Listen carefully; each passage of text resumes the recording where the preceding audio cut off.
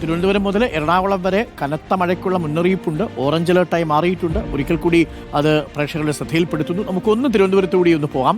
തിരുവനന്തപുരത്ത് നമ്മുടെ TV പ്രസാദ് ഉണ്ട്. TV പ്രസാദ് നിൽക്കുന്ന സ്ഥലത്ത് എന്തോ വെള്ളക്കെട്ടോ ഒക്കെ ഉണ്ടെന്നാണ് അറിയുന്നത്. നമുക്ക് അവിടേക്കൊന്ന് പോകാം. ചാലയിലാണ് TV പ്രസാദ് നിൽക്കുന്നത്. TV Prasad, good morning. TV Prasad, നല്ല മഴയാണോ? മഴയ്ക്ക് അല്പശമനമുണ്ടോ? എന്താണ് അവസ്ഥ? മഴയ്ക്ക് ശമനമുണ്ട് അരുൺ, പക്ഷേ ഇവിടുത്തെ വെള്ളക്കെട്ടിന് ശമനമില്ല. ഞാൻ നിൽക്കുന്ന ചാല മാർക്കറ്റിലാണ്. നമുക്ക് ദൃശ്യങ്ങളിലേക്ക് നോക്കിയാൽ കാണാം, റോഡിലേക്ക് നിരവധി ആളുകൾ കടകളിൽ നിന്ന് വെള്ളം കോരി ഒഴിക്കുകയാണ്. പലവ്യഞ്ജന ഹോൾസെയിൽ മാർക്കറ്റുകളാണ് ഇവിടെ കൂടെയുള്ളത്. നമുക്ക് ദൃശ്യങ്ങളിലേക്ക് കാണാം. ഇവിടെ ഏതാണ്ട് എത്രത്തോളം വെള്ളം ഉണ്ടായി? ഇത്രത്തോളം വെള്ളം ഉണ്ടായി അരുൺ. ഇത്രത്തോളം വെള്ളം ഉണ്ടായത് പൂർണ്ണമായും അവർ കോരി മാറ്റിയതാണ്. കോരി മാറ്റിക്കൊണ്ടിരിക്കുന്നതേ ഉള്ളൂ.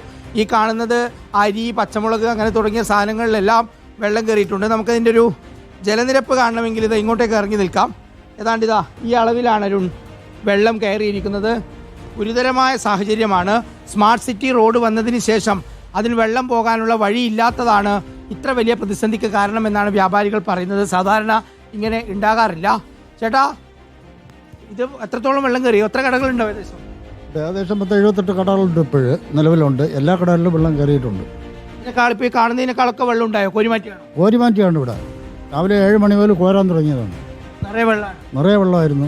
ഇത്രയും നഷ്ടങ്ങളുണ്ടാകുന്നത് ഇതുവരെ ഞങ്ങൾക്ക് ഇങ്ങനെ ഒരു തുള്ളി വെള്ളം പോലും ഇതിനകത്ത് കയറിയിട്ടില്ലായിരുന്നു.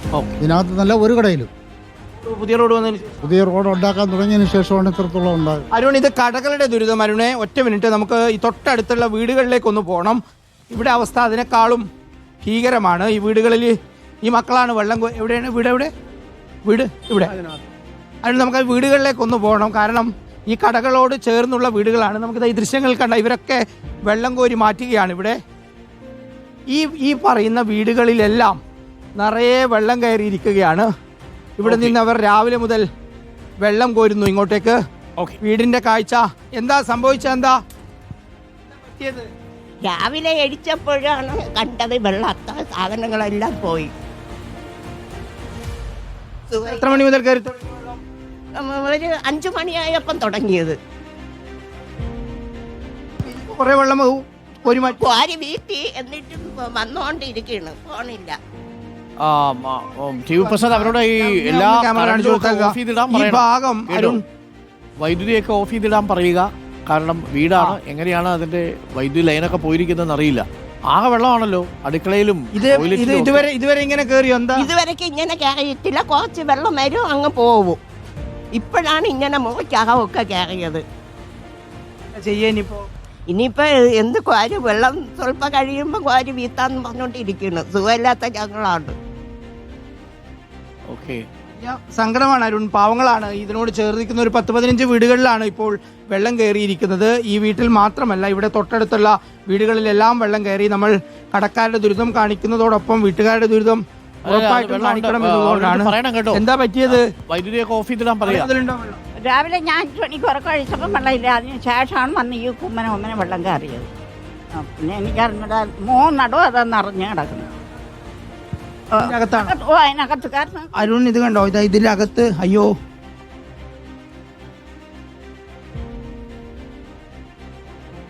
ഒക്കെയാണ് ഇത് അരുൺ. ഇത് വെള്ളം കോരി മാറ്റിയതിന് ശേഷമുള്ള വെള്ളമാണ്. നിറയെ വെള്ളമാണ് ഇതിനകത്ത്. ഇതുപോലെ 15-ലധികം വീടുകൾ വെള്ളത്തിനടിയിലായിട്ടുണ്ട് ഈ പ്രദേശത്ത്. ഇനി എത്ര സമയമെടുക്കും ഇതൊക്കെ വെള്ളം?